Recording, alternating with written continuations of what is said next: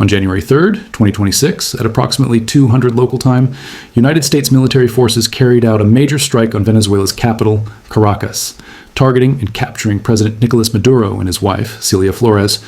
This operation, codenamed Operation Absolute Resolve, was one of the most significant direct U.S. military interventions in Latin America in decades. But something unexpected happened in the days that followed. A different corner of the world, Greenland, a vast Arctic island under Danish sovereignty, suddenly re-entered global headlines under an entirely new security narrative. Today, we explore how the Venezuela operation changed the geopolitical conversation, and why Greenland, with its military installations, rare earth minerals, and Arctic geography, has become a hot topic in national security circles. In the early hours of January 3rd, 2026, U.S. forces launched coordinated strikes across northern Venezuela, including the capital Caracas. The objective? Neutralize air defenses and capture President Nicolás Maduro and Celia Flores. By dawn, Maduro had been taken into U.S. custody and transported to New York to face long-standing federal charges.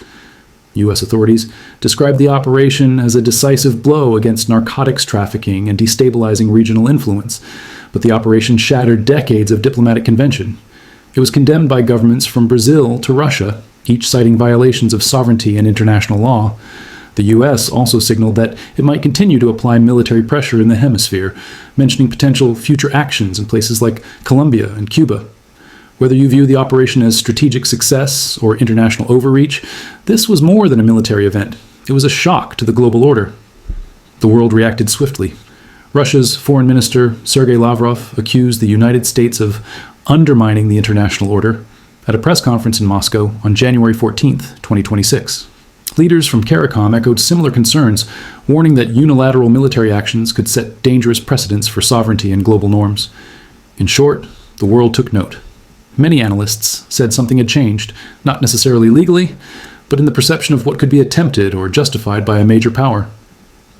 Just days after the Venezuela operation, accidental or strategic, the public focus expanded to Greenland, a territory hitherto confined to specialist Arctic and defense analyses. On January 12th to 14th, 2026, U.S. President Donald Trump made forceful statements asserting that anything less than U.S. control over Greenland was unacceptable from a national security standpoint. He warned that Russian and Chinese naval activity in the Arctic made Greenland critical to U.S. defense planning. These remarks rekindled an old debate, one that dates back to President Harry S. Truman's 1946 offer to buy Greenland. But in early 2026, the stakes sounded different. To understand why Greenland matters, we must look at location and infrastructure. Greenland sits between North America and Europe, dominating the North Atlantic and Arctic corridors. The U.S. operates Patuxent Space Base, formerly Thule Air Base, on Greenland's northwest coast, a critical early warning and space surveillance facility. Beyond defense, Greenland holds immense mineral potential. It ranks among the top regions globally for rare earth deposits, crucial for modern electronics, renewable energy, and advanced defense systems. Exploration is ongoing at sites like Kvanefjeld and Tanbreez. Climate change is also opening new maritime routes in the Arctic, creating future trade and transport value. Greenland is not a U.S. territory. It is a self-governing part of the Kingdom of Denmark, and a member of NATO through that relationship. In mid-January 2026, Greenland's Prime Minister Jens Frederik Nielsen publicly rejected U.S. control and reaffirmed allegiance to Denmark and NATO. Danish Prime Minister Mette Frederiksen reinforced that Denmark would oppose any attempt to transfer sovereignty. European leaders warned that a unilateral U.S. action against a NATO territory would fracture the alliance. Some even suggested enhancing Arctic defense cooperation within NATO instead of altering sovereignty. Here's the key point. There is no confirmed U.S. military plan to invade Greenland. What has changed is the public strategic discourse. After Venezuela, powerful voices in Washington began openly framing territorial control and forward defense in ways that were, until recently, largely academic or hypothetical. Whether or not this rhetoric leads to policy, it signals how national security debates are shifting, from conventional diplomacy to assertive, potentially unilateral framing of geopolitical objectives.